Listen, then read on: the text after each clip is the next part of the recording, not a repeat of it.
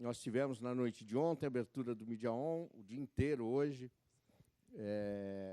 Tivemos as mesas do Mídia On, que é o nosso Seminário Internacional de Jornalismo Online, realizado em parceria com o Terra, com curadoria do Toninho Prada, da Fernanda Cerávulo e do Jaime Spitkovski.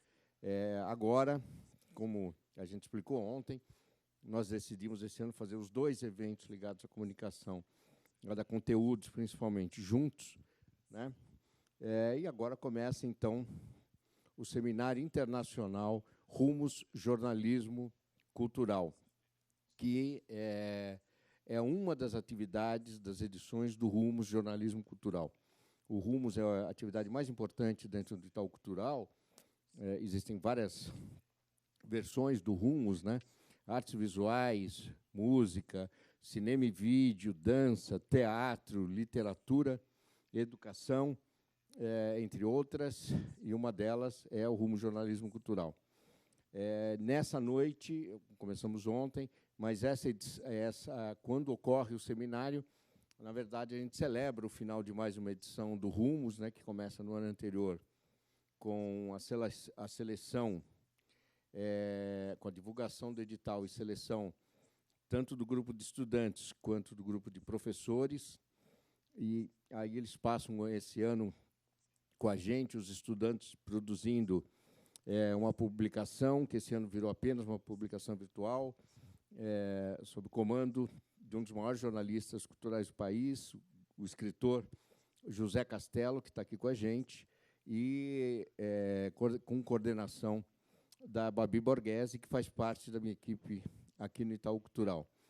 E os professores, né, que realizaram o 3º mapeamento. Aliás, a gente podia colocar pelo menos os endereços das publicações que nós lançamos ontem, os professores que realizaram o 3º mapeamento da série Rumo Jornalismo Cultural, e que teve a mediação, esse trabalho teve a mediação do Nísio, de Belo Horizonte, que foi um professor selecionado na primeira leva, né, de professores, e hoje ele atua como um mediador desse trabalho. Nós temos embaixo a publicação dos estudantes, né, cultural.org.br/Rumo Jornalismo Cultural, que é a contemporâneo singular. Né? Os estudantes, aliás, eles fazem filinha aqui, eles ficam aqui, tudo aqui nessa região, os professores estão lá, o Nísio, e os estudantes aqui. E o mapeamento, esse ano, esse grupo de professores realizou um trabalho muito interessante, que é, aliás, o mapeamento dos programas de treinamento das empresas de comunicação, treinamento e estágio, né? Nós realizamos, como eu já disse, outros 2 mapeamentos, né? O que o Nísio participou, 2008, que foi sobre ensino de jornalismo cultural, também, assim como esse e o outro, mapeamentos inéditos, né? Não há outra referência de mapeamento desse tipo, desse porte, dentro da área de comunicação.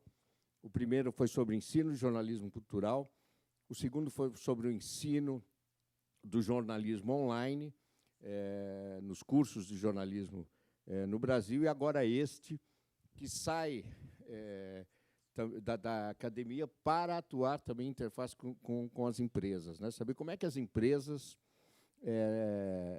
mantêm, quem organiza, de que forma são feitos os treinamentos de estágio e os trabalhos com os seus trainees. Então, é um trabalho muito interessante, que está nessa... É um e-book, né, que está no Isso, que vocês conhecem o que é o Isso. Lá, vocês abrindo esse mapeamento, vocês encontram os outros 2 também. Aqui fora tem 2 monitores, e eles estão lá meio locados nessas 2 publicações. Tá bom? Eu chamo agora a Cristiane Costa, que é a curadora, a partir de agora é a dona do pedaço aqui, a curadora do seminário, professora, jornalista, carioca. A Cristiane e a gente, todo esse trabalho contou com a consultoria, com as ideias e com a conversa, principalmente, a excelente conversa de 2 jornalistas, um deles professor também, atua um bom tempo com a gente, ele é um dos curadores do Onda Cidadã, que é o Fábio Malini, da Universidade Federal do Espírito Santo e, apesar de paulista, mas morando em Florianópolis há muitos anos, que é um homem de juízo, o José Geraldo Couto, que vocês encontram, trabalha escreve artigos para o Instituto Moreira Salles, para a Carta Capital, hoje mais ligado em cinema. E eu agradeço o José Geraldo e o Fábio Malini. E com vocês, Cristiane Costa. Obrigada, Claudinei, obrigada a vocês. Hoje a gente tem uma maratona, né, de palestras e tal. E eu queria, em primeiro lugar, agradecer, em nome do Conselho Curador, o convite do Itaú Cultural para a gente montar essa programação do 4º Seminário Internacional Rumos de Jornalismo Cultural.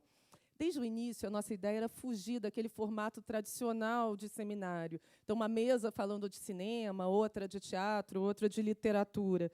Porque a gente queria falar de uma questão, na verdade, que afeta o jornalismo como um todo, mas especialmente o jornalismo cultural, porque é um jornalismo que vive de influência, de repercussão, do seu poder de formar opinião. E justamente esse poder que está em crise. Eu sou do tempo, e nós, curadores, com certeza, que o jornalista e o crítico de cultura ele tinha o poder de destruir e criar reputações, né? Então, ele era o que se chamava gatekeeper, era, vamos dizer assim, um leão de chácara. Ele decidia o que ia ser notícia, o que era bom e o que não era, o que seria sucesso e o que ia passar em brancas nuvens.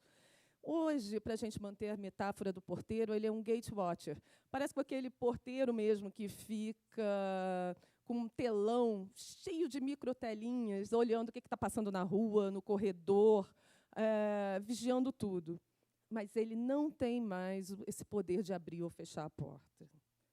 E essa autonomia do público, a crise desse bom e velho porteiro diante da autonomia das mídias sociais, que a gente vai falar aqui. E é uma honra abrir esse seminário com um jornalista que mudou a história do El País, mudou o jeito que se fazia jornalismo lá. Ele implantou as mídias digitais no El País e, mais do que isso, ele mudou o jornal a partir das mídias digitais, o Gumercindo Lafuente. Ele, além disso, é professor da Fundação Novo Periodismo e membro da Rede Ibero-Americana de Periodismo Cultural.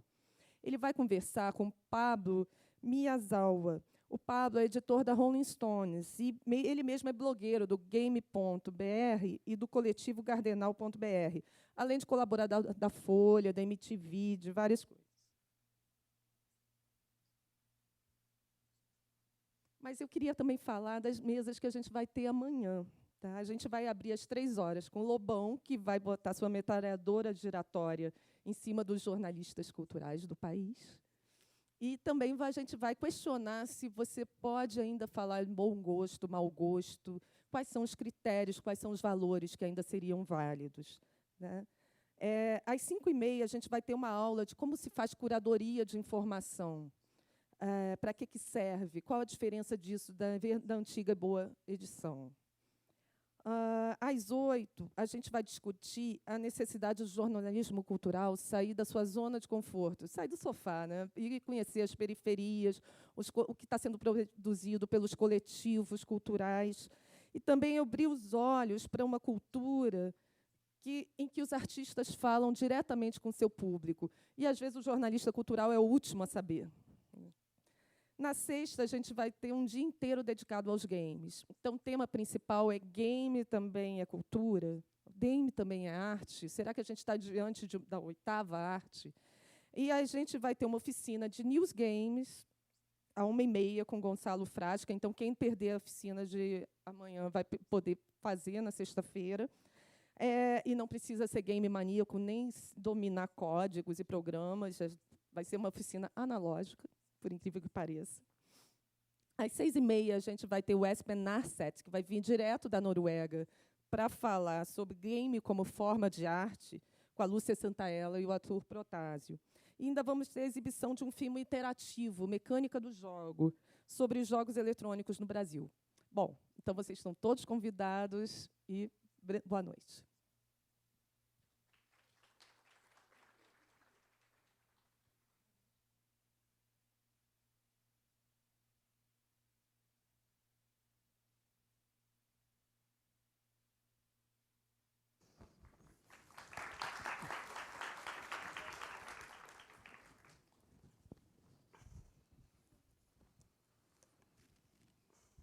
que é esse aqui, né? Boa noite. Boa noite. Buenas noches. ¿Empiezas tú o empiezo yo? E, boa noite, eu sou o Pablo Miyazawa. Esse meu lado é Gumercindo Lafuente. Somos jornalistas. Eu não sei quantos de vocês são jornalistas, quantos de vocês se interessam pelo tema jornalismo, futuro do jornalismo, mas eu presumo que esse assunto deve interessar a vocês, porque eu já aviso, a gente vai falar muito sobre isso. Eu, pelo menos, vou perguntar muito sobre isso para o Gumercindo. O Gumercindo tem uma história bastante grande no jornalismo. Ele fez de tudo já, mas o trabalho mais recente dele foi como diretor editorial do Grupo El País, na Espanha, no qual ele tinha a função de tentar reformular a iniciativa online do jornal. E há 2 meses ele deixou esse cargo, a gente vai falar sobre isso com ele também, e ele é o que a gente pode chamar hoje em dia de um guru do jornalismo como a gente conhece e como ele está se tornando. Então, acho que nada melhor do que ele mesmo para explicar um pouco melhor sobre o que ele pensa. E acho que é melhor você usar a tradução. Então, com vocês, Gumercindo Lafuente, e eu vou interferindo ao longo do caminho. Por favor. Opa. Ok, me lo quito. Bueno, buenas noches. Estoy encantado de estar aquí con vosotros. Siento no poder hablaros en portugués, pero os prometo que la próxima vez que vuelva por aquí ya habré practicado y habré aprendido un poco suficiente para poder, por lo menos, entenderos.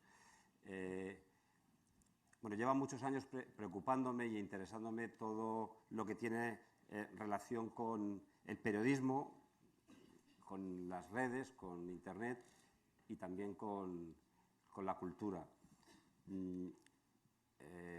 Como me va a someter a un interrogatorio, yo antes sí quería hacer una introducción y leeros unos tweets que igual resultan un poco evidentes, pero que eu creio que vão servir para mas eu acho que pouco, vão servir para fixar um pouco esse debate que vamos ter aqui, nós dois. O que eu estou vendo em todos os anos aqui na internet e, sobretudo, no mundo da cultura, existe uma atitude permanente de negação. Existe uma negação quando, por exemplo, no mundo da música, fez a oposição a essa nova tecnologia, dizendo uma agressão, não a indústria, mas a criação musical.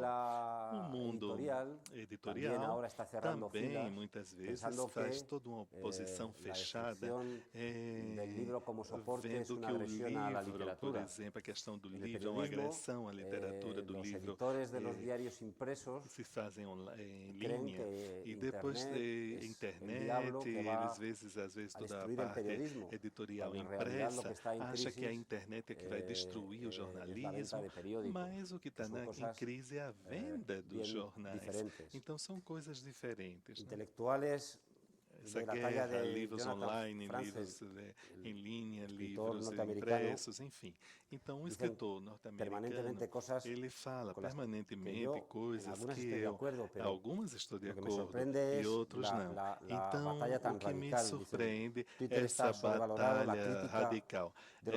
Estamos vendo as críticas dos produtos culturais, dizem que as coisas vão mal na mão dos consumidores, das quais um terço são coisas inventadas, são seres Me resulta imposible perversos no colocarme e é en el coro de los impossível críticos não de Internet fazer y de las parte redes desse sociales. coro de Son críticos da triviales internet, e das redes inexactas. sociais, que são Se triviais, condena a são Internet inexatas. y se Então, condena se en condena a general a las redes internet e sociales se condena as redes como si detrás no sociais, hubiese como se personas. por detrás não estivessem Se condena pessoas. un Se sistema condena um que no deja de sistema ser un desarrollo que não deixa de informático ser um desenvolvimento que depende del informático talento que de, lo que, depende de do las personas que estén talento das detrás, pessoas que estão tendrá una por validez trás u e otra. que pode Yo os voy a ser leer válido estos ou tweets, não. los voy a leer porque es que Então los eu tengo vou aquí ler aqui preparados esses y tweets, aunque me eu querías vou cambiar el ver porque eu formato, tenho los voy a leer aqui porque creo que pueden preparado, porque eu dar acho que lugar al inicio pode del debate. Bueno, originar um primero bom tiene que ver debate. con lo que acabo de Então, decir. Internet primeiro tem o que tem a ha ver acabado com con la industria de o la que eu música, falei. Diz a pero no con la internet música. acabou com a indústria da Hoy música, hay mas más não y com a mejor música. música Hoje que nunca. temos mais Esto es una música e uma evidencia, música pero la de melhor industria qualidade sigue do que negándolo, antes. ¿no? Isso é Incluso evidente, mas muchos a músicos que indústria estaban consegue muy negando, acostumbrados a estar continua muy negando. mimados por esa industria, Então, muitos, por ahora de exemplo, pronto animados por essa se quejan indústria, de que agora tienen que se dar queixam conciertos para de ganarse que la vida. tem que fazer Es shows para sorprendente, ¿no? Que ganhar a tengan que vida. hacer su trabajo para ganarse la vida, como Tem lo que hacemos fazer o todos. trabalho como Parece fazemos sorprendente que todos les para siente ganhar a mal, ¿no? vida, mas eles se acham Internet puede derrotar prejudicados. a la industria de A la prensa, internet pero também el pode periodismo no solo no derrotar va a a morir, indústria da va a ser más imprensa, necesario. mas o Estoy jornalismo convencido de ello. não Es vai verdad morrer, vai ser que sempre tenemos mais muchos necessário. problemas Eu estou a la hora de convencido disso, fijar temos muitos el modelo de problemas negocio y sin na hora de embargo fixar o no modelo los de tenemos negócio, tanto mas a la não hora de temos fijar el muito modelo de na producto. hora de Lo que fixar o vemos los modelo de periodistas que produto. trabajamos en O que Internet es vemos, que os jornalistas que Internet, trabalhamos na las redes, internet, que a son una herramienta internet e as redes poderosísima para são uma ejercer nuestro ferramenta trabajo. La más poderosa para poderosa que hemos fazer o tenido nosso nunca en trabalho. nuestras manos. Nunca Y por lo tivemos uma tanto, ferramenta eso tiene tão que dar lugar forte a más e isso y mejor tem que periodismo. dar lugar a mais Como se jornalismo e a um Pues lo vamos a melhor jornalismo. En Como vai ser Internet, feito? Vamos cualquiera ver. puede publicar, Então, a pero muy internet, pocos qualquer lograrán um ser pode escuchados publicar, por mas audiencias poucos masivas conseguirão ser o ouvidos por cualificadas. públicos Esto tiene que ver de mucho con massa, el título de la intervención, con lo que nos multitudinário trae e hoy aquí. atualizados. Isso tem Quienes muito a ver com o son tema que nos los traz que van aqui a hoje. actuar de prescriptores É aqueles que en vão este atuar de nuevo ecosistema, prescritores nesse como novo los sistema, críticos como os críticos de literatura, de de literários, cine, de música, críticos de de gastronomía, cinema, de que hasta hoy música, de en los medios astronomia, que convencionales hoje nos meios pontificaban sobre convencionais todo eles pontificavam sobre y su tudo e opinión sobre era todos, incontestable e a e opinião deles incontestada, ninguém podia han protestar perdido de una nem manera radical su contestar. poder. Então, Y es verdad perderam esse poder. que esa E crítica está agora, siendo essa sustituida a crítica veces está sendo por gente que no substituída, às tiene vezes, suficiente por criterio, pessoas que pero não también têm es verdad que estamos suficiente en un momento critério, de mas inmadurez também de todo el estamos num proceso. momento onde falta uma maturidade Todos ainda no podemos estar processo. en las redes Todos sociales, podemos pero estar solo nas unos redes pocos sociais, lograrán un mas nivel de poucos seguimiento que les conseguirão convierta nível en de prescriptores. acompanhamento Claro, esto es lo que está que empezando a possa se ocurrir. tornar até Hay un escritores. coro tremendo Então de gente existe interviniendo coro enorme de pessoas que en los estão discursos, aí pero com las propias redes intervenções sociales nos discursos, están mas depurando, as no redes todos seguimos a sociais todos. estão depurando, não Cada todos uno seguem seguimos a los todos. que nos A parecen gente más fiables, más segue aqueles que interesantes, são a los mais que interessantes, os que más complementam lo que mais necesitamos o aquilo que hablan de las necessitamos cosas que a ou nosotros falam nos das interesan. coisas que nos El interessam. talento del periodista O talento do crítico cultural jornalista, do debe crítico saltar a cultural las redes y deve competir en ellas exaltar as demostrando su redes, utilidad também a las entrar, audiencias. demonstrar a Aquellos utilidade críticos, disso. aquellos Os periodistas que solo críticos, saben aqueles llorar y jornalistas quejarse que de só la sabem situación, chorar, lo que se tienen que queixar hacer da es situação, jugar en este o que nuevo tem que terreno de juego, fazer é jogar demostrar nesse novo terreno, que son relevantes, mostrar que são demostrar que son relevantes, necesarios para esas mostrar que audiencias. são Si tienen necessários talento, para esse público. seguro Se que lo são logran. talentos, vão La conseguir negación de também. la realidad y Negar a utilidad de la realidade, tecnología a para el periodismo utilidade cultural da solo nos tecnologia conduce para a o la más jornalismo cultural improductiva só nos melancolía. leva a uma De nuevo es lo melancolia, mismo. uma Llorando, nostalgia desde luego, no vamos a solucionar las improdutiva. cosas. Ahora en España, Chorando como não supongo que vamos sabéis, solucionar estamos as coisas. atravesando una Agora, na crisis Espanha, estamos económica passando uma demoledora crise y, sobre todo, econômica en muito el forte. periodismo E então, tremenda. sobretudo, no A mí jornalismo me, é demoledora. me Então, sorprende, no, me escandaliza eu que fico la Asociación de la escandalizado Prensa que de a Madrid, Associação a de la que yo Imprensa de pertenezco, Madrid, a qual eu pertenço, que reúne todos os jornalistas, eles tiveram a ideia de colocar na internet uma espécie de muro das lamentações, para que os jornalistas vão ali chorar. Então, Deus meu, não vamos convidar as pessoas para chorar, vamos convidar as pessoas para encontrar soluções. Os periodistas já não falam então, nas redes, os jornalistas já não falam a partir de uma tribuna, eles devem adaptar os discursos a novos espaços para serem ouvidos. E isso é muito importante. Os jornalistas eles precisam saber que o cenário é outro, que já não estão monopolizando essa agenda a partir das suas tribunas exclusivas dos meios. Então, agora, essas tribunas já estão à disposição de qualquer um. A tecnologia mais sofisticada que pode ser utilizada hoje em dia, que a internet pode ser utilizada a partir de um computador, de uma biblioteca da faculdade, utilizando um programa totalmente gratuito.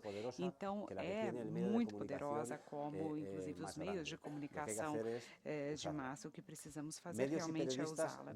Meios e jornalistas precisam compreender como a rede funciona, os seus sistemas de amplificação, como nascem, como são propagadas essas palavras-chave. Claro que os jornalistas não somente precisam ter talentos num determinado nicho no qual trabalham, mas obviamente eles precisam saber como funciona esse sistema, como antes os jornalistas que trabalhavam inclusive no rádio ou na televisão, nos meios impressos e ter conhecimento de como funcionavam esses meios, porque claro, senão eles não conseguiriam transmitir de uma forma adequada as suas mensagens por meio desses canais. Então é preciso construir novas redações mais rápidas, liberadas dessa tirania da indústria do papel. Nós estamos num momento de mudanças tão revolucionárias que há várias empresas, há várias relações, há vários jornalistas que têm um pé no antigo e um pé no mundo novo. Então, essas duas margens vão se separando. Então, é preciso saltar, é preciso pular, mesmo que seja um salto sem saber para onde e nem saber exatamente quanto tempo vai durar essa queda. Mas não podemos ficar na margem errada, na margem do século XIX, porque senão vamos morrer. Então, rigor, critério, filtração e marca, a chave para a construção de um sistema relevante na rede. E tecnologia, claro, o que significa isso? Que as receitas clássicas do melhor jornalismo continuam servindo, mas precisam estar orientadas para o uso intensivo da tecnologia, porque se não for assim, elas são inúteis. Então, houve a revolução das revoluções, é preciso saber marcas individuais, verificar as marcas coletivas. Isso é outro tema, inclusive, que nós vemos que está ocorrendo diante dos nossos olhos, como o novo ecossistema das redes sociais que está privando, inclusive, o nascimento de marcas pessoais que, em muitas ocasiões, não tem a ver com o ecossistema do jornalismo tradicional. Muitas das marcas não correspondem às pessoas que são jornalistas, ou é algo que inclusive até ofende alguns jornalistas e nem sequer querem ser. Então nós nos sentimos agredidos por isso também. Eles às vezes nem querem ser jornalistas, estão ali por outros motivos. O que acontece é que às vezes eles possuem muito talento, às vezes possuem uma especialização tão importante num tema tão específico que fazem o seu trabalho de filtração, de recomendação, de uma forma até melhor que os jornalistas. Então, nós temos dessa forma, como eu estava dizendo antes, precisamos saltar isso, pular essa parte, mostrar que nós também podemos fazer isso. Os celulares estão se tornando a principal ferramenta de acesso à informação. Aí estão as audiências e estão os negócios também. Isso é crescente, é de uma forma geométrica o acesso à informação por meio dos dispositivos móveis e principalmente por meio dos telefones celulares. Então, as empresas e nós, como jornalistas, nós temos a obrigação, se nós queremos continuar a ser relevantes nesse ecossistema, de saber como as pessoas demandam as informações por meio desses novos dispositivos. Vocês que são jornalistas ou os que têm intenção de trabalhar como jornalistas sabem que nos meios atuais nos quais nós trabalhamos durante anos, investiram muito dinheiro para comprar papel e estabelecer aspectos sofisticados para poder levar milhares de exemplares de madrugada a 20 mil pontos de vendas diferentes, com um esforço financeiro industrial imenso. E essas empresas que sabiam que se os jornais não chegassem no horário determinado ali, eles não iam conseguir ganhar dinheiro. Essas empresas, então, não estão investindo praticamente nada em saber como funcionam os novos dispositivos por meio dos quais as pessoas agora começam a consumir a informação de uma forma crescente. Bom, isso tudo tem a ver com o que eu vou dizer. O melhor jornalismo impresso não serve para nada se ele chega tarde à banca. Então, o melhor jornalismo digital também não serve se não fizer proveito da tecnologia. Eu trabalhei em vários jornais da minha vida. Eu me lembro que alguns diretores eram muito perfeccionistas e eles queriam, inclusive, fazer as coisas tão bem feitas que, no final, o jornal acabava saindo tarde, porque, claro, vocês que trabalham no jornal, vocês sabem que há um horário limite que, claro, o jornal precisa sair a partir daquele horário, porque senão não vão chegar no horário determinado.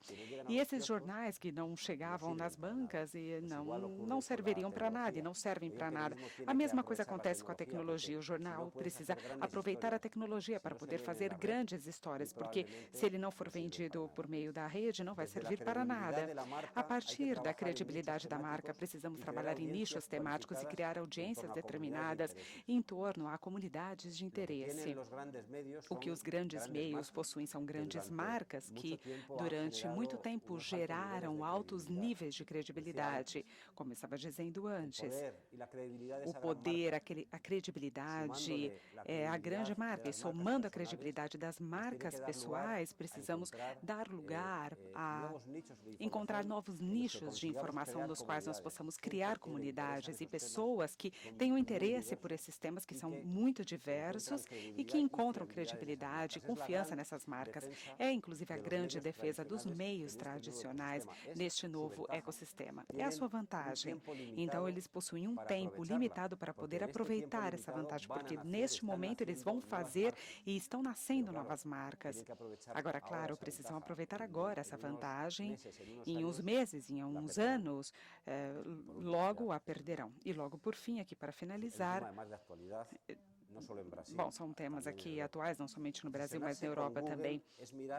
Ficar obcecado com o Google é um pouco olhar para o passado. É preciso estar seduzido pelas redes sociais também. Nós estamos num momento, e depois de quase 10 anos, nos quais todos os jornalistas e todas as redações estavam obcecadas com manchetes e para que o buscador posicionasse bem as notícias para poder otimizar o jornalismo que era feito e para que a máquina ou um algoritmo pudesse ler. Era algo muito triste o jornalista trabalhar para que as máquinas possam te posicionar e te colocar numa boa posição. Então, claro, nós, jornalistas, trabalhamos para que as pessoas possam ler as nossas notícias, porque aqueles que leem as nossas manchetes, nós precisamos seduzir as pessoas e não as máquinas. Então, eu acho que chegou o momento exatamente de deixar de batalhar e de lutar contra o Google, porque, claro, é uma luta tardia e o que nós precisamos fazer é trabalhar com muito talento para poder, entre aspas, vender muito bem os nossos produtos na rede e principalmente nas redes sociais, porque é ali exatamente onde está cozinhando o nosso futuro. Então, a soma de redes sociais, informação de nicho, comunidades de interesse e logo pesquisa dos novos âmbitos de consumo, que são os dispositivos móveis, celulares, os tablets e, bom, o que possa vir. É isso. Pronto. Muito bom. Muito bem. Bom, está ouvindo bem? Ok. Bom, sobra muito pouco para perguntar diante de tudo que você falou. Praticamente todas as perguntas que eu havia preparado, você passou por elas ao longo da sua apresentação. Mas acho que a gente consegue detalhar algumas coisas que eu, como jornalista, eu paro para pensar sobre isso o tempo todo, assim, sobre o futuro da profissão. Um dos pontos em que você que você mais mencionou foi sobre a participação do leitor como um protagonista hoje da produção da notícia. O leitor não é apenas um receptor da notícia que o jornalista produz, mas ele também é um participante, um atuante. Por conta disso, o jornalista tradicional é cada vez mais exigido como profissional. E o leitor hoje questiona os nossos métodos, questiona os nossos valores, questiona a maneira como a gente trabalha. Sob esse ponto de vista, o que significa na prática para você fazer bom jornalismo? Eu acho sim, é verdade que esses rituais de trabalho dos jornalistas antes estavam muito limitados, muito enfocados no tema da tecnologia e dos ritmos de trabalho, do fechamento dos jornais.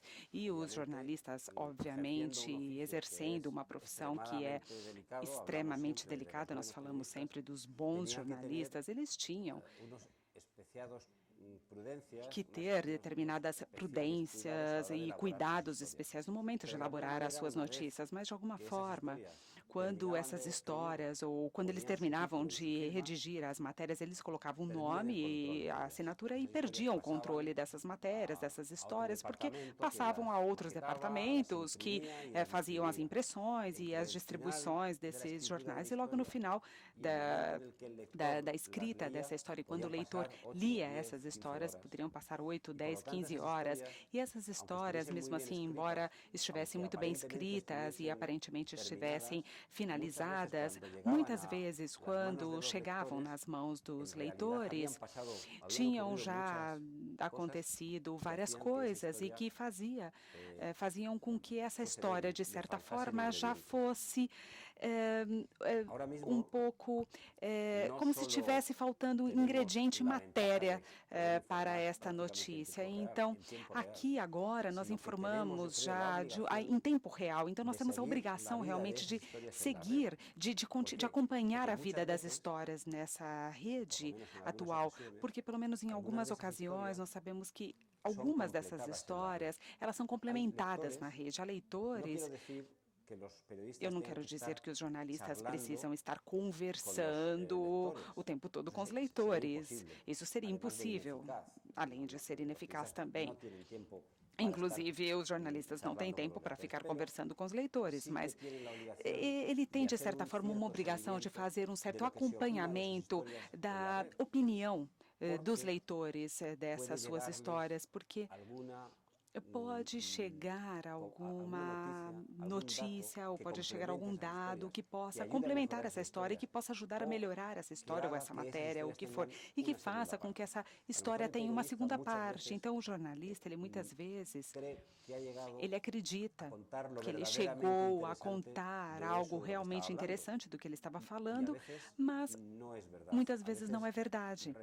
Às vezes, de repente, alguém, embora seja uma pessoa anônima, pode dar uma dica que leva esse jornalista a uma história muito mais potente, mais interessante, que logo no início ele iria contar. Isso está acontecendo hoje em dia. Isso está acontecendo na rede. E há uma outra questão muito importante também que está acontecendo, e por isso os jornalistas precisam estar bem atentos ao que está acontecendo na rede, porque pela primeira vez acontecem duas coisas.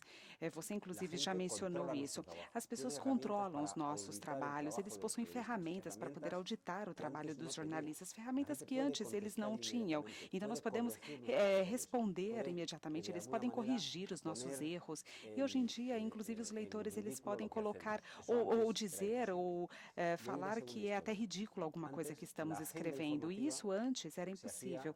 Então, essa agenda antigamente era feita com os jornalistas e os órgãos, os poderes políticos, econômicos. Então, ali a agenda era elaborada entre estas três entidades. Então, eles decidiam o que seria notícia e o que não seria notícia. E hoje nós estamos vendo todos os dias notícias que chegam, inclusive na capa dos jornais ou dos meios tradicionais de informação, ou inclusive nas emissoras de rádio e televisão. São histórias que levam dias, semanas ou muitas vezes ficamos meses falando de uma mesma uma notícia. Então, a rede, de uma forma geral, como sistema coletivo de criação de estados de opinião, a rede está realmente interferindo nessa criação da agenda coletiva. Inclusive, os jornalistas mais conservadores e mais tradicionais que ainda pensam que a rede não podem afetá-los, eles acabam levando, inclusive, para suas matérias, histórias, vox populi, de pessoas, inclusive, que estão ativas na internet. É uma visão positiva a sua sobre o papel do público na construção do jornalismo, mas eu gostaria de levar a conversa para um lado mais negativo. Eu percebo que a profissão jornalista está muito banalizada para o público. Você pode entrar em sites e ver os comentários sobre algumas reportagens. Eu sinto até uma falta de respeito entre o público e o jornalista. Assim, é como se a gente tem o nosso trabalho questionado o tempo todo. O senhor não enxerga, por consequência, uma decadência do ensino do jornalismo em faculdades e mesmo também a decadência do interesse de novos possíveis estudantes de jornalismo pela carreira de jornalismo? No Brasil existe hoje uma discussão tabu sobre a obrigatoriedade do diploma de jornalista, né? Muitos novos jornalistas discutem e isso é uma questão hoje que assombra os novos profissionais. Eu fico pensando, qual é a situação futura do jornalismo? Ou seja, como os nossos netos vão enxergar essa profissão, o jornalismo? Ela vai ser ainda tão desejada quanto ela costumou ser nas últimas décadas?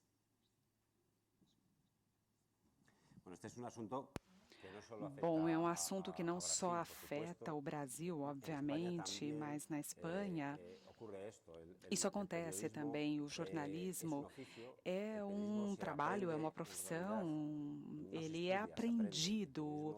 Normalmente, o jornalismo não se estuda, se aprende. É difícil estudar jornalismo numa faculdade. Claro que isso não significa que os jornalistas não precisam ter uma boa formação. Claro que eles devem ter uma boa formação, mas claro, cada um tem a sua opinião, mas eu gosto mais deste modelo ou das pessoas que estudam um curso como, por exemplo, Ciências Políticas, Sociologia, Direito, Medicina ou Administração de Empresas e logo depois fazem um mestrado de 1 ano ou um curso de especialização. E em 1 ano eles podem aprender suficientemente bem história do jornalismo ou inclusive técnicas de jornalismo ou do trabalho da profissão, de ética jornalística também. E em 1 ano eu acho que um ano é um tempo suficiente para poder aprender essas coisas do trabalho, da profissão de jornalista. Então eu acho que é um assunto que não tem muito a ver com essa chegada da internet, ou seja, é um debate histórico. Sempre nas redações, algumas pessoas tinham estudado jornalismo, tinham o diploma de jornalismo por uma faculdade, outras pessoas que estavam exercendo a profissão por outras vias. E sempre o jornalismo ele foi enriquecido, sempre pelas duas vertentes. Então, como eu estava dizendo, então nós começamos a valorizar também a habilidade, o talento de falar de nichos de informação muito específicos. É preciso ter uma formação muito específica também para poder falar com critério a um público muito informado sobre determinado tema e que tem uma capacidade muito grande para criticar determinadas coisas que dizemos. Então, às vezes, o público não tem muito respeito pelo nosso trabalho, mas nós precisamos respeitar, nós que precisamos respeitar realmente o nosso trabalho, porque se nós somos capazes de estar convictos de realmente, claro, com os erros que nós podemos cometer, se nós fizermos bem o nosso trabalho, ou pelo menos se tentarmos fazer bem o nosso trabalho, as críticas nos prejudicarão menos. Então, a questão é que a tecnologia ela está evidenciando que, em alguns casos, nós não estávamos fazendo muito bem o nosso trabalho. O senhor enxerga um futuro nebuloso em que o jornalista profissional terá menos ou tanta validade quanto um jornalista amador? Não um jornalista não formado, mas um jornalista não ligado a nenhum veículo de mídia, um jornalista independente, um blogueiro, ou simplesmente alguém que tem muitos seguidores no Twitter, o senhor enxerga um futuro em que já está acontecendo, na verdade, né? Que as pessoas, os formadores de opinião independentes, eles têm mais relevância e conversam melhor com os seus nichos do que grandes veículos que perdem audiência a cada dia. O senhor enxerga um momento em que todos esses independentes terão mais valor, inclusive valor monetário, do que os jornalistas, digamos, profissionais? Eu acho que estamos no momento em que a palavra com a qual temos que conviver é a incertidão, a incerteza enorme. E temos que aprender a trabalhar com essa incerteza até a chegada da internet e todas essas ferramentas que permitem ter um papel no sistema informativo. As regras do jogo estão muito claras, todos sabiam em que lugar estava, e os jornalistas que tinham a sorte de trabalhar na grande mídia estavam numa tribuna privilegiada. A realidade não podemos modificar a realidade. A realidade agora é outra, é muito mais incômoda, com certeza. Então, além disso, essa nova realidade em alguns mercados como o europeu e o espanhol, se soma ainda uma crise econômica demoledora. Então, é mais complicado ainda mais incomoda e recebemos menos, os pagamentos são poucos e existem milhares de jornalistas que estão desempregados.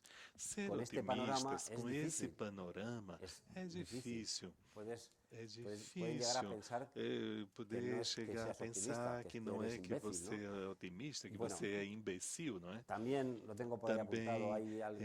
tem alguém que diz os imbecis digitais, mas eu devo ser um imbecil digital, um idiota digital, porque eu sou otimista, apesar de tudo. Porque eu acho que existe um montão de oportunidades, de possibilidades de fazer produtos que talvez não sejam nem parecidos com o que hoje conhecemos, mas que vão ter valor jornalístico, vão ter utilidade jornalística. E se entramos no mundo da cultura, a relevância de prescrição. Aqueles que trabalham naqueles produtos, naqueles projetos, federações de blogs, vão ser necessariamente jornalistas. Eu acho que não, porque qualquer um de vocês, como a mim mesmo, quando eu entro para consultar uma informação, se eu estou, como eu estou agora em São Paulo e quero procurar um restaurante, eu falo com muitas pessoas, eu comparo a opinião, eu vejo o que é que me interessa e no final eu confio naquele que me recomenda bem. Aquele que tem critério, que me avisa das últimas novidades, que está próximo a mim, que fala de um modo que eu entendo. Na verdade, é igual para mim se ele é jornalista ou não. Se ele é útil, se tem critério, se ele realmente me conta com gosto e com talento, para mim, se ele está formado em jornalista ou não, se tem o diploma ou não, não me interessa. É duro aceitar isso, mas é uma realidade. E não é uma realidade que é de hoje, não. Vem de muitos anos na história do jornalismo. Estão cheias de pessoas que não estudaram jornalismo e que são bons jornalistas. Então, eu comecei a trabalhar, por exemplo, depois da faculdade, eu comecei a trabalhar logo no primeiro ano de faculdade e não terminei o curso, não voltei até a faculdade para terminar o curso. Comecei já a trabalhar. Então, pensando nos grandes, pensando em los grandes grupos, ainda vai existir no futuro? Até quando o New York Times, o Guardian, o El País ou a Rolling Stone, onde eu trabalho, serão percebidos pelo público como marcas de valor? Depende de cada marca se manter relevante ou esse caminho para a descentralização do poder da notícia é sem volta?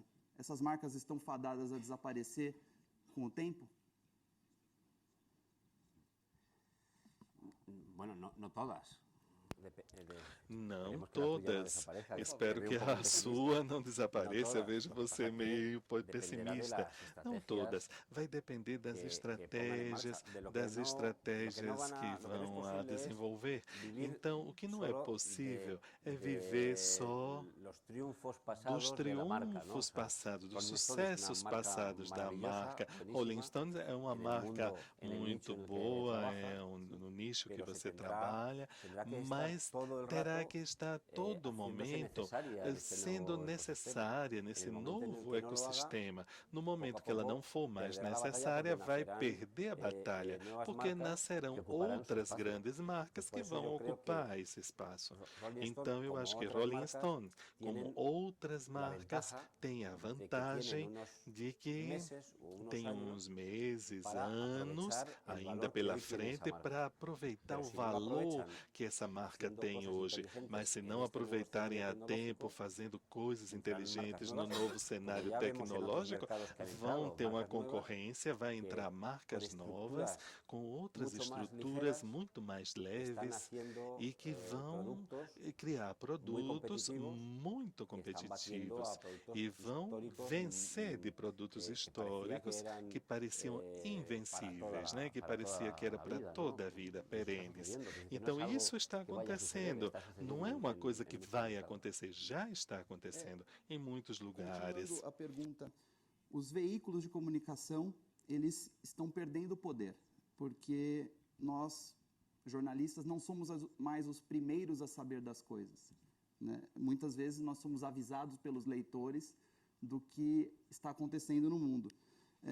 O senhor acha que o público geral percebe essa perda de relevância do jornal, da revista, ou mesmo dos sites, ou o papel, ou o status, digamos assim, do veículo consegue ainda se manter intacto para a massa consumidora? Ou seria uma percepção lenta, que demora ao público perceber que este determinado veículo já não é mais tão relevante na vida dele, não é mais tão importante, não tem mais o status? De quem depende isso? Eu suponho que acontece a vocês como a mim. Agora a gente sabe das notícias, muitas vezes pelo Twitter, por exemplo. Você entra ali e você sabe, é avisado que teve um golpe de Estado, que teve um acontecimento. Então, eu acho que a mídia que tem grandes marcas e tudo, o valor que vão contribuir, o diferencial delas é a interpretação, é a análise, contextualização, vão nos ajudar a entender o que está acontecendo. O jornalismo de pesquisa, o controle do poder, são as coisas mais clássicas do jornalismo. E isso é o que vai ser relevante, vai fazer relevante nosso trabalho. Se estamos numa grande mídia ou numa mídia limitada, a gente tem que estar atento com tudo isso. Por quê? Porque o jornalismo, ele vai continuar sendo relevante e necessário, mas talvez o que temos que fazer é tirar esses acessórios, retirar esses acessórios com os quais convivemos nos últimos anos, de uma grande recursos econômicos, em que o jornalismo, sem esses problemas de competição que originaram, da concorrência que originaram as redes, se transformou em uma coisa muito distante daquilo que era substantivo que tínhamos que defender. Eu acho que temos que voltar às origens do nosso trabalho, a voltar a encontrar a utilidade e o futuro do nosso trabalho. Vamos ter que, por exemplo, vamos passar algum tempo, vão passar tempos complicados, as grandes companhias vão diminuir de tamanho, mas também antes elas já passaram por uma etapa que foram pequenos. Não é uma novidade para a história do jornalismo. Você mencionou a indústria da música, né? Existiu uma renovação na indústria musical, os formatos da música se renovaram. Havia o disco de vinil, ele morreu, veio o CD, agora o CD morreu, temos a música digital. Então, é uma renovação natural por conta da tecnologia. Por outro lado, no jornalismo, nós temos jornais morrendo, revistas diminuindo, deixam de ser publicadas. Isso seria também uma renovação natural dos meios de comunicação ou é uma consequência do maior poder que o público tem hoje na produção do jornalismo? Jornais e revistas são meios estáticos, que não dependem tanto, quer dizer, que não tem tanta interferência do público leitor. A internet, por outro lado, possui muita interferência. Então, a morte lenta e gradual dos jornais e revistas seria parte desse processo de que tudo se renova, a tecnologia renova, ou é também porque esses meios não permitem a participação do público? Não, eu acho que o que está acontecendo e se viu com o periódico do Murdoch, né? Que foi um fracasso, aqueles tipos de tabloides. Então, eu pensava que ia ser um fracasso, não estou contente com isso, mas fracassou porque era um jornalismo do século XIX, no formato do século XXI. Então, não tinha nenhuma atração.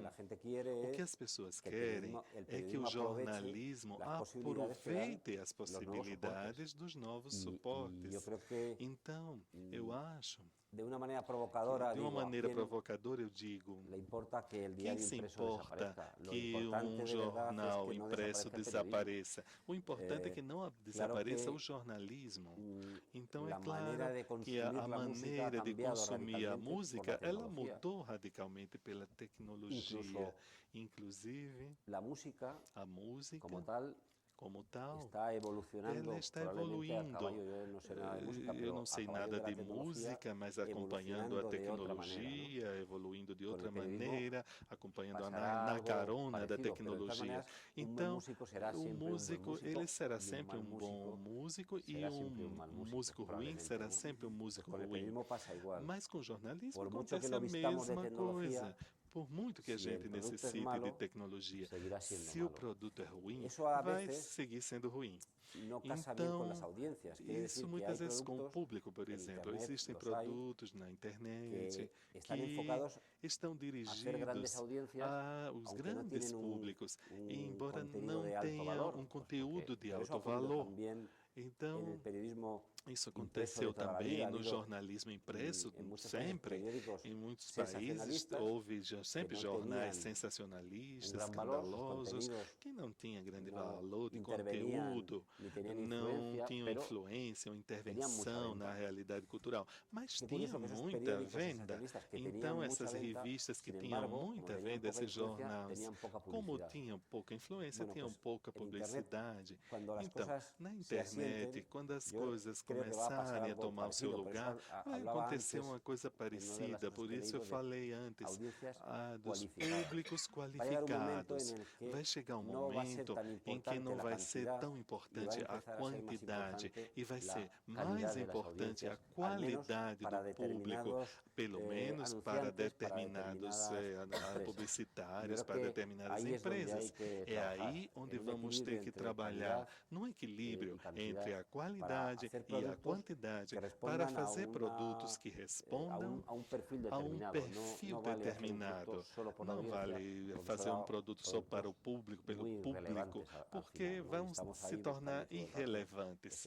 Então, a gente está procurando este equilíbrio. Ainda falando sobre música, que é um assunto que me é familiar, as gravadoras que lançam discos ainda não conhecem uma maneira de fazer dinheiro como faziam antigamente. Elas ainda dependem de fenômenos isolados da música, no caso a cantora Adele, que vendeu muitos discos nos últimos 2 anos, e a indústria depende desses fenômenos para obter números e rendimentos compatíveis com o que elas conseguiam décadas atrás. Hoje o público não se vê mais obrigado a pagar por música, ainda que ele seja visto como um criminoso por baixar música ilegalmente. Por outro lado, comparando com o jornalismo antigamente convivia com números mais avantajados, com maiores valores, tanto de venda quanto de lucros. Hoje, o público está pulverizado em vários jornais, blogs, internet, redes sociais. E o dinheiro também está pulverizado. Ele não vai só para grandes complexos de mídia, ele vai para todo mundo, ele está pulverizado.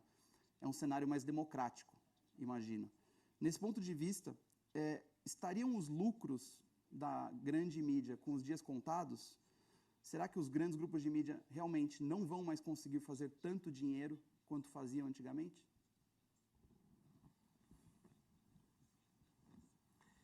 Pues probablemente, por eso decía que provavelmente, por isso eu dizia que os meios, eles têm que ser, a mídia tem que ser mais leve em todos os seus formatos. Eu acho que temos muitos desafios, temos que estabelecer modelos de produtos e, a partir disso, estabelecer novos modelos de negócio, tanto para a música como para o jornalismo. O que está acontecendo é o que, outra coisa muito forte, que falávamos de incerteza, e agora outra palavra forte, chave, a não existência de intermediários, né? Porque antes tínhamos intermediários imprescindíveis, como as companhias de disco. E os artistas, se queriam triunfar, tinham que estar nas gravadoras, tinham que seduzir, conquistar os executivos das gravadoras, que pagavam as emissoras de rádio para que determinados artistas fossem constantemente tocados no rádio. Era um mercado muito controlado, era um mercado muito manipulado. Não digo que não continuem as redes manipulando, isso vai acontecer, mas a situação do mercado das músicas, da música, tenha chegado a um grau de manipulação tremendo. Terrível. Então, nós vimos que tinha cantores que triunfavam e depois, anos posteriores, nem sequer cantavam. Então, isso acontecia na história da música. Gente que subia, que caía imediatamente da noite para o dia, né? Fabricados. Então, o que acontece é que agora é que o negócio mudou totalmente. Isso vai acontecer também no negócio do jornalismo? Tudo indica que sim. Tudo indica que sim. E que as companhias, os executivos, que tentarem reproduzir, que é o que aconteceu com o Murdoch. Então, os formatos, os sistemas de comercialização da antiga época em novos sistemas vão fracassar. É preciso entender a situação com outra perspectiva, com outros produtos, com outras ferramentas e com outro sistema de financiamento, e reproduzir, pensando no passado, sistemas de financiamento que sejam muito diversos. O que está acontecendo agora? A situação da mídia tradicional, por exemplo, é muito pouco invejável, pelo menos em mercados maduros como o espanhol. Na Espanha, 3 ou 4 grandes meios, na verdade, hoje vivem basicamente de 10, 15 anunciantes. E como era a situação há 20 anos? Há 20 anos, esses jornais importantes tinham muitas páginas de anúncios de propaganda breve, de classificados, anúncios classificados. Muitos tinham assinantes, 20, 30 mil assinantes. Tinham também anunciantes de meio formato e tinham também os grandes anunciantes, né? Então, os diários perderam, também se perderam os anúncios classificados, os anúncios de meio formato, e ficaram com aqueles de grande formato, que são aqueles controlados por 10 a 20 companhias. Então, não só perderam recurso, faturamento, mas também independência. Porque, claro, quando você depende de 3 ou 4 marcas de carros, de automóveis, de 2 ou 3 companhias de telecomunicações, de 4 bancos, você não é livre. O jornalista tem que fazer uma informação para essas companhias, começa a sentir o problema, né? Então, a situação, inclusive que a mídia ganha dinheiro, para o jornalismo não é tão sadia. E o que temos que tentar ver nesse novo sistema são sistemas de financiamento do jornalismo que não dependa de tão pouca gente, de tão poucos grupos de poder, de empresas, mas que sejam mais horizontais, que dependam de mais pessoas para fazer um jornalismo independente e de qualidade. Não existem soluções mágicas, não é? Se eu tivesse uma solução mágica para esse problema, eu não estaria aqui, já seria um milionário, hoje seria multimilionário, não é? Mas, inclusive assim eu gostaria de falar com vocês, mas não existe uma solução assim imediata, uma magia que a gente faz para isso, não. São soluções complexas, a gente tem que errar, acertar, trabalhar com o público, estabelecer relacionamentos em linha, trabalhar online, fazer atividades com essas comunidades online, procurar essa multiplicidade de recursos, algumas vezes serão pequenos faturamentos, outras serão de uma maneira bastante automatizada, nichos, toda a produção da redação, todo o custo para aqueles que estão consumindo, mas que tenha uma grande utilidade. Eu acho que existe uma gama de possibilidades que vão nos obrigar, vão obrigar as empresas, porque é mais incômodo dar faturamento a 2.000 clientes, é mais incômodo, dá mais trabalho do que fazer faturas para 15 clientes, mas é muito mais sadio, pela liberdade da imprensa. Eu tenho algumas perguntas da plateia. Uma delas pergunta sobre o fim do The Daily, o primeiro jornal exclusivo de tablets. Você já comentou sobre isso, inclusive. Eu queria passar, tem um assunto de interesse geral, aqui muitas pessoas perguntaram, sobre o seu trabalho no Grupo El País. O senhor ficou 2 anos e meio lá. Tinha um projeto de implementação de uma ideia de internet, de como a internet deveria ser trabalhada pelo jornal, e trabalhou lá por 2 anos e meio. Eu gostaria de saber quais foram os grandes desafios intransponíveis que você encontrou durante o seu trabalho, e algumas pessoas perguntam também sobre como foi a implantação, como foi o processo de implantação de mídias digitais no El País e como era o seu contato com a editoria de cultura no grupo. Então, se quiser falar sobre esse tempo. O trabalho no El País consistia em chegar a uma redação de mais de 400 jornalistas que tinham, inclusive, vivido por estratégias empresariais equivocadas, inclusive de costas à internet e totalmente contra as redes sociais. Então, havia uma total desconfiança do que era isso.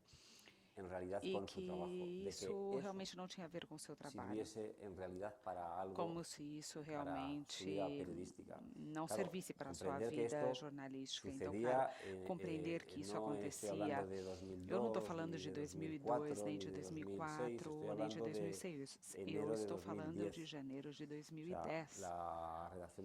Ou seja, a redação do El País, e não toda a sua maioria, tinha sofrido vários desencantos com o meio digital, e eles tinham uma saída de internet que eles não sentiam isso como algo próprio. Eles pensavam que a saída do El País na internet, eu não sei se vocês lembram como era elpaís.com, com um enorme, horroroso, assim, era a capa do jornal. E quando eles me chamaram para trabalhar ali, a primeira coisa que eu disse para o diretor do jornal era: olha, teníamos que conseguir era devolverle al sitio y devolverle a la redacción el orgullo por la marca, y que lo que íbamos a hacer era, por supuesto, suprimir ese .com horroroso y que el sitio de El País en Internet se llamase El País. No le hacía falta ningún adjetivo. ¿Cuál fue la filosofía de trabajo? Una única marca, una única redacción y múltiples salidas. Y esa fue la estrategia que pusimos en marcha. Claro, hubo que hacer un trabajo inicial muy fuerte con la redacción, un trabajo también sobre la tecnología, un trabajo sobre el diseño del producto, un trabajo sobre la arquitectura de la información. Ahora mismo toda la información del País está etiquetada por los mismos periodistas que la producen, y un trabajo sobre los ritmos de la propia redacción. El País tenía unos ritmos y unos horarios de producción de la información absolutamente enfocados a la producción de un diario impreso cada 24 horas, y lo que hicimos fue adelantar todos los procesos de trabajo de la redacción, incluso adelantando el horario de las reuniones. Pues una reunión que se producía a las 12:30 de la mañana, pues, y que se producía ya mirando hacia el diario impreso, pues la adelantamos a las 9 de la mañana y pensando en la salida digital, no en el diario impreso. Entonces era revolucionar el trabajo de toda la redacción y que no hubiese más el concepto de yo trabajo para Internet, yo trabajo para el papel. Toda la redacción trabaja para Internet y con la filosofía de primero pensando en web. Eso es un primer paso para conseguir un producto líder en Internet. Nosotros lo que queríamos era que El País, que es líder en el kiosco, en la versión impresa, lo fuese en Internet, porque no lo era. No lo era desde enero de 2001. Que en enero de 2001 el líder en Internet en español, tanto en España como a nivel mundial, fue el Mundo.es, sitio que, por cierto, yo dirigía en aquel momento. Estos son momentos de publicidad. Entonces, desde enero de 2001, o sea, durante 11 años, El País no era líder en Internet, y desde enero de 2012 sí lo es. Es líder en Internet en España y en español a nivel mundial. Digamos que había varios objetivos. Uno era conseguir el orgullo de producto, el orgullo de marca por parte de esa redacción, que esa redacción pensase que ese producto sí tenía el nivel de calidad suficiente como para soportar esa marca.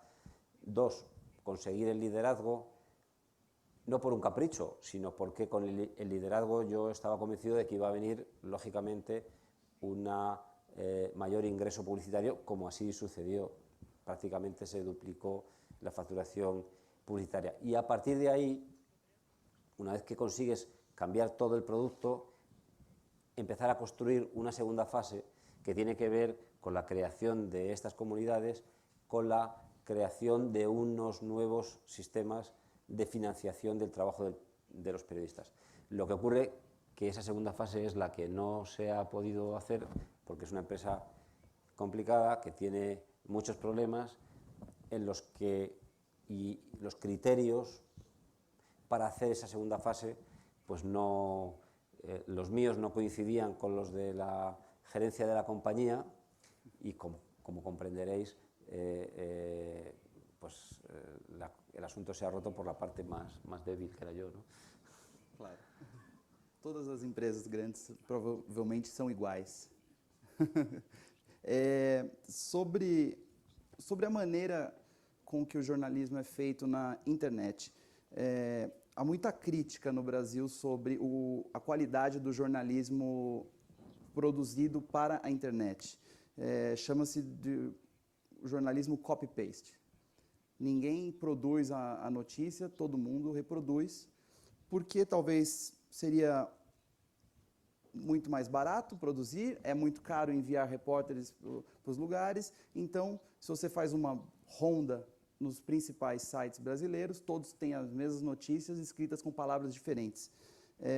De que maneira esse jornalismo que exige velocidade e cliques está atrapalhando a formação de um jornalismo de qualidade e mais crítico? Está, com certeza está, mas será que chegaremos num ponto em que os danos no jornalismo serão irreversíveis, por exemplo? Bueno, tiene que ver con esto que preguntas. Otra de las cosas, por supuesto, que hicimos en el país fue poner al frente de la primera salida periodística que hoy tiene una redacción, que es Internet, poner a los mejores periodistas. Claro, es decir, porque si tú quieres hacer periodismo de calidad en tiempo real, ese periodismo de calidad en tiempo real no lo puede hacer un periodista muy joven por mucho talento que tenga. Porque el periodismo de calidad en tiempo real supone reaccionar ante una noticia aportando enfoque, aportando valoración, aportando contexto en tiempo real. Y eso un periodista de 24 años, por mucho talento que tenga, no lo puede hacer porque no tiene un conocimiento histórico para poder hacerlo bien. Entonces, una de las decisiones indudablemente que tomamos fue poner al frente de toda esa organización de información en tiempo real a gente con mucha experiencia y a gente muy respetada por la redacción, para que pudiesen, y con autoridad, ¿no? Porque lo que queríamos hacer era un producto diferente, un producto que tuviese la mínima cantidad de información de agencia posible, un producto de autor, ¿no? Yo antes de trabajar en el país fundé un sitio que se llamaba soytu.es, que duró 2 años apenas. Es verdad que murió, pero todo lo que publicábamos estaba prohibido hacer copy-paste. A cada redactor que contratamos le explicábamos, cuando le contratábamos, que si les descubríamos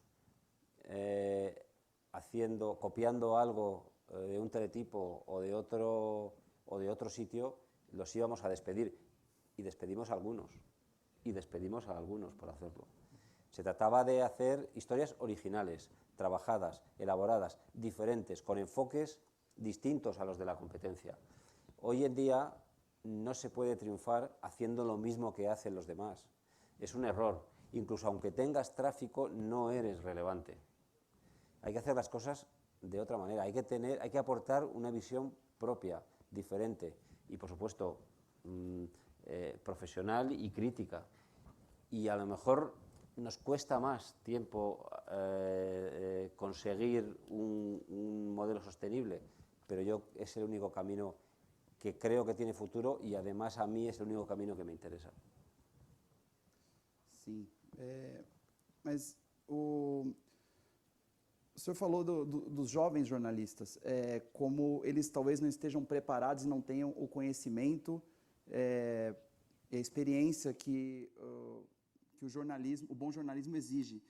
Mas acontece, o senhor também falou das dificuldades que passou no El País por conta do conservadorismo, talvez, dos dirigentes em aplicar as suas ideias.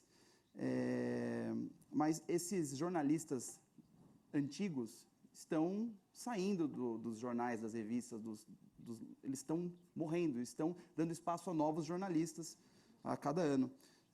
O jornalismo está se renovando e evoluindo com essa nova geração que está tomando o poder agora?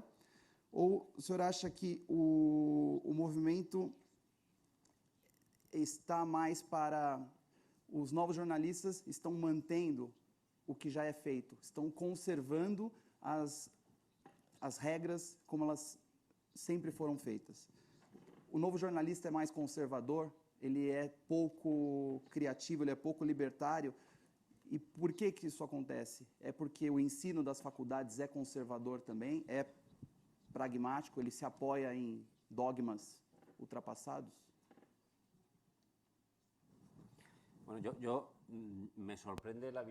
Bom, me surpreende muito essa visão tão negativa que você tem do jornalismo. Porque eu que venho de um país aí que está aí mais em ruínas no momento. Eu não sei, eu não vejo isso muito claro, mas na América Latina justamente está acontecendo o contrário do que você está descrevendo e falando. É muito curioso, porque na América Latina há agora uma série de revistas culturais, Cato Pardo, O Mar Pensante, Etiqueta Negra, de Clinique em Chile, de Clinique no Chile, Piauí, no Brasil. Extremadamente buenas, são revistas extremamente de boas, de ótima qualidade, que com publicações de pessoas consagradas e de jornalistas com um grande talento. E na Espanha nós não temos isso. Nós não temos isso na Espanha. Então, há também na América Latina vários sites. Faro.net em Salvador, se vocês não conhecem, eu recomendo. Plata Pública na Guatemala, Animal Político no México, Silla Vacía na Colômbia, CIPER em Chile, CIPRE no Chile, de jornalismo de pesquisa, de jornalismo ali de trincheira, de alta qualidade. Na Espanha nós não temos isso. E eu conheço esses meios e ali trabalham jornalistas jovens de grande talento. Vocês têm os grandes jornais. As pessoas que estão entrando nesses jornais e trabalhando, elas estão mantendo... Claro, pues Los medios tradicionais, os meios tradicionais, com o que eu acabo de dizer, eles estão demonstrando pouca capacidade para se adaptar às situações. Você está falando sobre jornalistas jovens, são absolutamente necessários para essa mudança. E por que isso? Porque eles... Claro que eles não têm experiência, ninguém pode pedir a um jornalista jovem que tenha experiência, isso seria ridículo. Claro, mas eles possuem a visão, a compreensão natural do ecossistema novo da internet. Então, eles não precisam aprender, mas eles foram educados dessa forma e eles compreendem, eles sabem como funciona este ecossistema sem que ninguém precise explicar isso a eles, porque eles nasceram nele. E este é o valor contribuído por eles. Então, é o valor e o talento, e precisa estar complementado pela experiência dos jornalistas sêniores que trabalham com eles nas redações. Então, esta é a situação ideal. Claro, isso na Espanha está acontecendo, que os jornais estão despedindo jornalistas de mais de 50 anos com experiência e que jamais deveriam ser despedidos. Isso não significa também que todos os jornalistas de mais de 50 anos sejam bons jornalistas. Então, eu digo que na vida a idade não define a capacidade. Jornalistas de mais de 50 anos, às vezes estão trabalhando em jornais durante anos, mas provavelmente jamais deveriam estar trabalhando ali. Então, há de tudo na vida. O jornalismo, de modo geral, tem obrigação de acompanhar os avanços da tecnologia no que diz respeito à propagação da notícia. O senhor acha que o jornalismo está conseguindo acompanhar esse avanço ou estamos perdendo a guerra? Será que a tecnologia estaria andando mais rápido do que os nossos novos profissionais conseguem acompanhar? Ou existem mais indícios que estamos conseguindo navegar com a maré e estamos conseguindo enxergar adiante? Bom, claro, o problema da tecnologia é que, embora tentemos estar com a última tecnologia, vemos que todos estão correndo atrás. Claro, uma angústia tremenda tentar ficar aí a par de tudo que está acontecendo, porque, claro, as informações são muitas, então é muito difícil estar a par de tudo que está acontecendo naquele momento. Então, agora sim, muitas vezes nós temos a sensação, inclusive eu, o tempo todo tenho a sensação de que eu estou perdendo coisas, em todo momento. Claro que acontece várias coisas nas tecnologias, nascem muitas ferramentas e poucas triunfam também. E há ferramentas que são fantásticas, são tão sofisticadas também, que estão mais adiantadas, estão além do seu tempo e que morrem por isso também. Então, é preciso estar atento a essas que realmente têm um alto valor jornalístico e que possuem e que fazem a diferença. Então, o último que fez isso foi o Twitter, ou seja, em 2007, 2008, 2009, praticamente os jornalistas colocavam o Twitter como algo ridículo. Mas agora vemos que o Twitter é uma ferramenta tremenda, com valor jornalístico muito elevado. E assim aconteceram com as redes sociais também, mas é algo que já passou e já aconteceu. O mesmo com os blogs também no início, os jornalistas clássicos, por mais profissionais que fossem, eles suprimiam opiniões sobre essa ferramenta, ou seja, que qualquer um poderia publicar ou poderia fazer coisas parecidas que um jornalista fazia. Então, claro, os jornalistas olhavam isso com muito desprezo e logo no final, todos têm um blog. Todos estão no Twitter. Todos estão no Twitter. E de alguma forma até os que mais eram contra veem que há oportunidades. Então temos que estar realmente precisamos nos relacionar nessas redes, porque assim estaremos mais próximos do público. Essa é a minha última pergunta agora. Estamos encerrando já. Eu li que o senhor colocou a questão, existe um paradigma do jornalismo de hoje. Hoje é o melhor momento de todos os tempos para se contar uma história, para se contar uma notícia. E é o pior momento de todos os tempos para o jornalismo que conhecíamos. Quem o senhor acha que vai descobrir a solução desse problema que aparentemente não tem solução? São os jovens, é a nova geração? São os veteranos que passaram por tudo e compreendem melhor o todo? São os grandes veículos? São os novos veículos? Quem vai ter essa resposta? Como se resolver o paradigma do jornalismo hoje?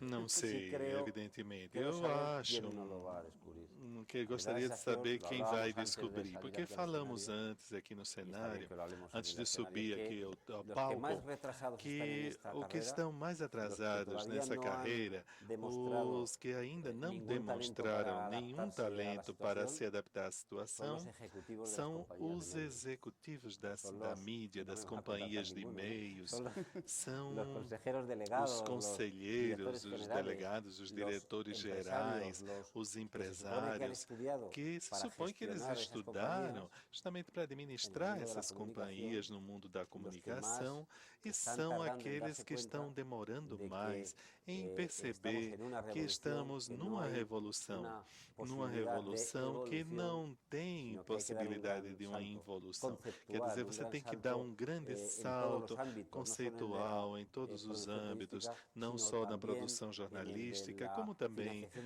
no financiamento dos meios, no mundo da publicidade. Então, acho que esses senhores que estiveram sempre acostumados, na Espanha, por exemplo, até 2008, de 98 a 2008, os jornais tiveram 10 anos de mais faturamento e de mais benefícios da história deles. Então, é difícil explicar. Em 2005, por exemplo, a um conselheiro, a um delegado de um periódico, e dizer: você está errado, você não está tomando as decisões adequadas para o que vai acontecer. Ele vai dizer: como é que você quer me dar essa lição se eu levei essa companhia a ter os maiores lucros da história?